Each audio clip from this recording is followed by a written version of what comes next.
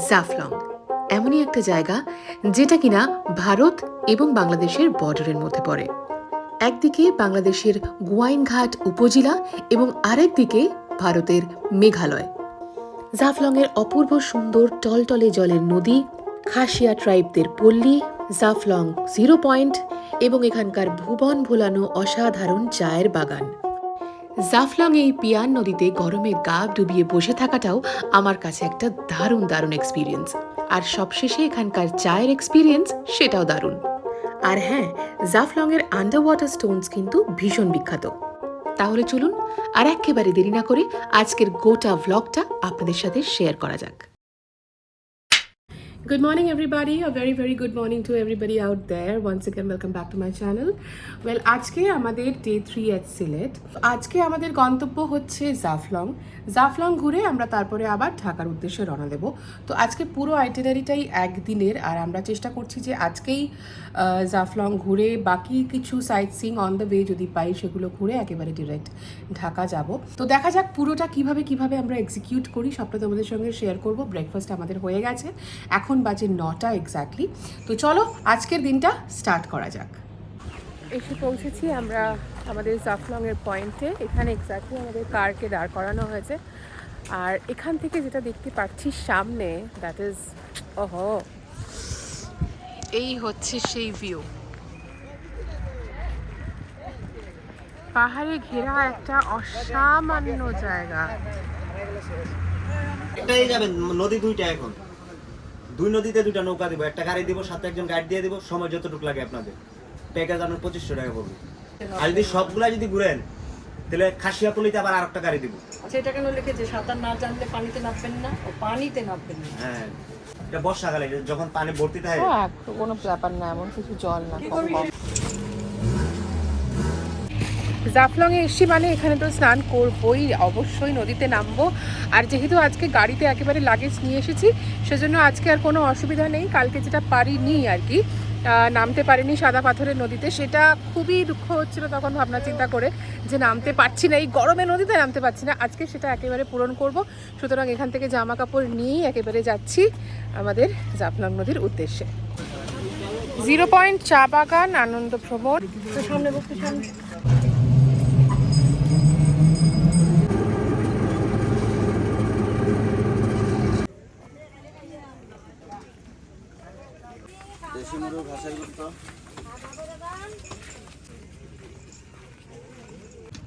এখান থেকে নৌকা পার করে আমরা ওপারে যাব। ওপারে গিয়ে তারপরে আমাদের এক একটা সাইট সিইং, এক একটা পয়েন্টে আমরা ভিজিট করব। ছাউনিটা দেওয়া যাবে না? ছাউনিওয়ালাটা উপরে আবার কথা বলতে হবে। আসতেছি।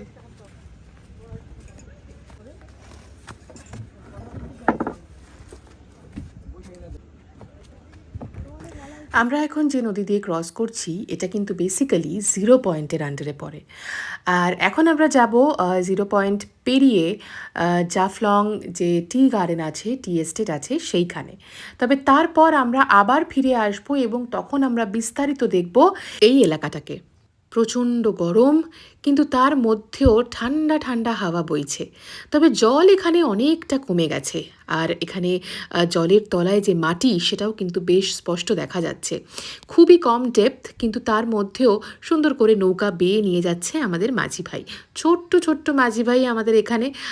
আগের আমাদের রাদারগুলোও দেখেছিলাম যিনি মাঝি ভাই ছিলেন, তিনি একদম ছোট্ট বাচ্চা একটা ছেলে ছিল। আজও আমাদের মাঝি ভাই অত্যন্ত বাচ্চা একটা ছেলে। একটা নৌকা থেকে এখন আমাদের আরেকটা নৌকার দিকে যেতে হবে, আর চারিদিকটা শুধু ধুধু করছে মাঠ। ভিজিটার্স, ট্যুরিস্টরাও খুবই কম এখন এই মুহূর্তে, তাই জন্য খুব বিশেষ লোক এখন নেই।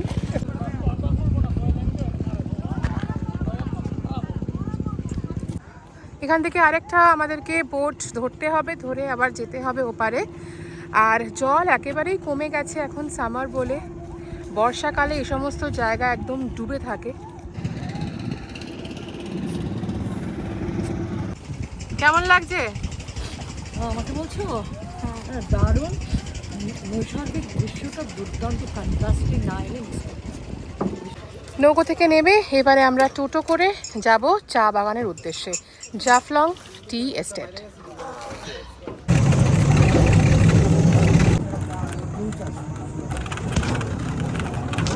এসেছি ভাই? চা বাগানে। চা বাগানে, আচ্ছা। এখানকার স্পেশালিটিটা কি? জি, স্পেশালিটিটা বলো, এখানকার কি স্পেশালিটি? সবচেয়ে বেশি স্পেশাল যেটা এই খাসিয়া পল্লীতে চা।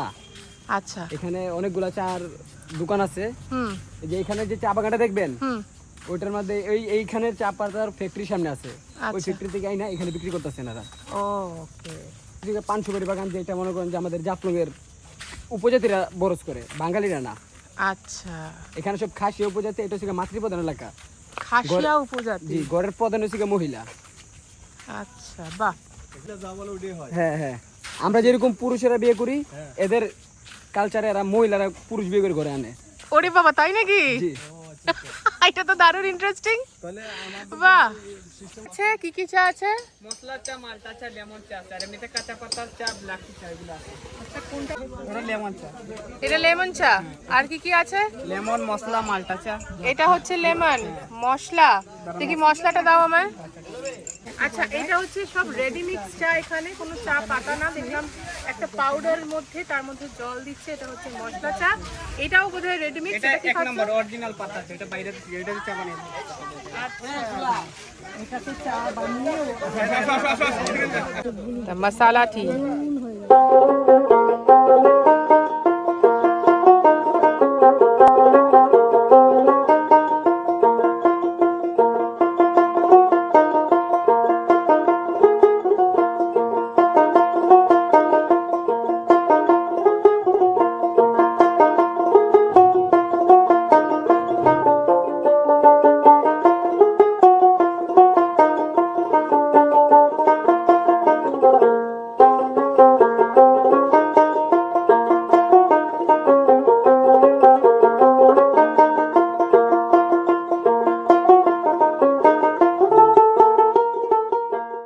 তাহলে আমরা জাফলং টি গার্ডেন থেকে এই মুহূর্তে বেরিয়ে যাচ্ছি।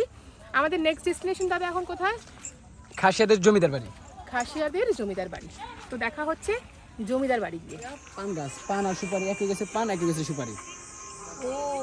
ও জি জি, এটা এখানে মাচার মধ্যে হয় না, এখানে সব গেছো পান। এটা মাচায় হয়, আর এটা হচ্ছে গেছো পান, খাসিয়া পান। তো এইগুলো হালকা খায়? ঝাল হয়, খায়। এগুলো তো এই সিলেটের অঞ্চলে এগুলোই চলে। এগুলোই চলে। জি, আমি বলবো, হ্যাঁ তুমি বলো। এটা হচ্ছে গিয়ে এখানকার খাসিয়াদের উপজাতিদের জমিদার বাড়ি। এখানে যা জমিগুলো দেখবেন সবগুলো হচ্ছে ওনার। এই এলাকায় পুলিশের শাসন নাই, এই জমিদারের শাসনই চলে এখনো। এই বাড়িগুলো কাদের? ছোট ছোট গুলো, উঁচু উঁচু। হ্যাঁ, বাড়ি খাসিয়াদের, কিন্তু জায়গাটা জমিদার। বাগবালদের বই ছিল, এদের বাপদাদারা এই সিস্টেম করে বানাইছে, এবং এরা এদের বাপদাদার ঐতিহ্যটা এখন ধরে রাখছে। আচ্ছা।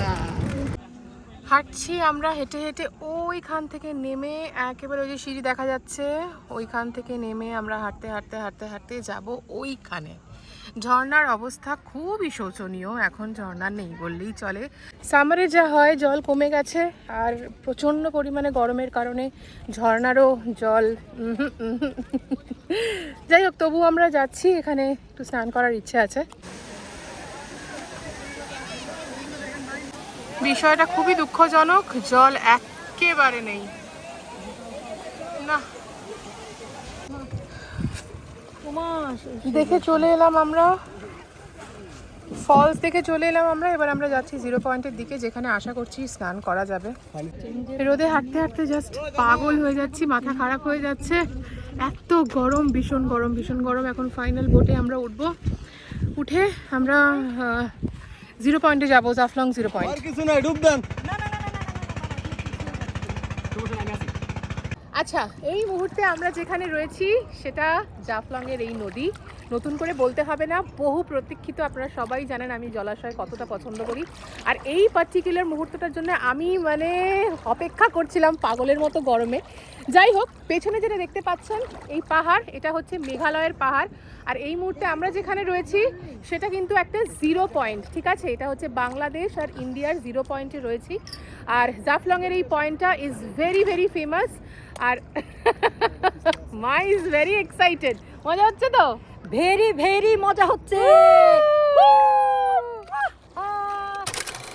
লাঞ্চে বসেছি আমরা, এখানে দিয়েছে ভাত, আমি নিয়েছি দেশি মুরগি, এখানে ভর্তা টর্তা ছিল, সেগুলো সবাই নিয়ে নিয়েছে।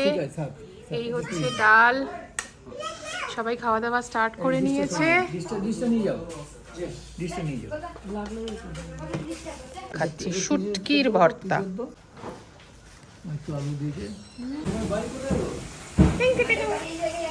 এই হ্যালো করো, হ্যালো করো, হ্যালো হ্যালো। কোলেই মানিয়েছে বাচ্চাটা। Please subscribe to my channel জিনির জার্নাল। ইয়ে